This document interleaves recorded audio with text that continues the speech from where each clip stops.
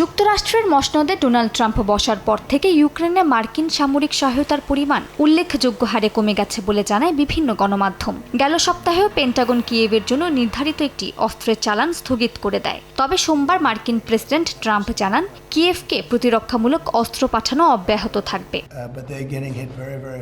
যদিও মার্কিন গণমাধ্যম এক্সিওসের তথ্যমতে ইউক্রেনের প্রেসিডেন্ট জেলেনস্কির সঙ্গে এক ফোন আলাপে ট্রাম্প জানান কিয়েভকে মাত্র 10টি প্যাট্রিয়ট মিসাইল পাঠাবে ওয়াশিংটন। প্যাট্রিয়ট মিসাইল উৎপাদনে যুক্তরাষ্ট্রের সক্ষমতা বর্তমানে বছরে 500টির মতো। প্রতি মিসাইলের মূল্য প্রায় $40 লাখ।